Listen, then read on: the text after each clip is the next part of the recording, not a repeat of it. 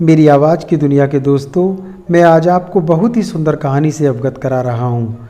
कहानी का नाम है हार की जीत। कहानी इस प्रकार है।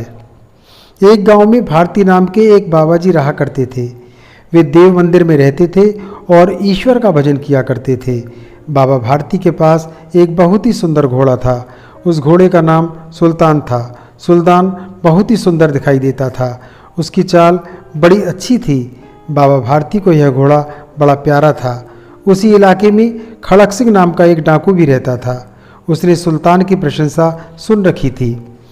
एक दिन वह भी सुल्तान को देखने आया। सुल्तान को देखकर उसका जी मचल गया और वह जाते समय बोला, बाबा जी, मैं यह घोड़ा आपके पास नहीं रहने दूंगा। बाबा भारती डर गए। वे रात दिन घोड़े की रखवाली करने लगे। एक दिन बाबा भारती अपने घोड़े पर सवार होकर कहीं जा रहे थे। सहसा एक जोर से आवाज़ आई, ओ बाबा, इस कंगले की बात सुनते जाना। बाबा ने उसके पास जाकर पूछा, क्यों, तुम्हें क्या कष्ट है? अपाई जी ने कहा, बाबा, मैं दुखिया हूँ, मुझ पर रहम करो, मुझे घोड़े पर चढ़ाकर रामावाला तक पहुँचा दो। बाबा ने कंगले को घोड़े पर बैठा दिया और आप लगाम पकड़कर धीरे धीरे चलने लगी। सहसा उन्हें झटका सा लगा। लगाम उनके हाथ से छूट गई।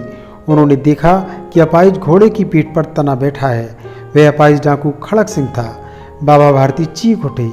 उन्होंने खड़क सिंह को आवाज़ देकर रोका और कहा कि इस घटना को किसी के सामने मत कहना। खड़क सिंह बाबा की बात समझ न सका। उसने पूछा, इसमें आपको क्या डर है? बाबा ने कहा कि यदि लोगों को इस घटना का पता चल गया तो वे कभी किसी गरीब अपाहिज पर विश्वास नहीं करेंगे।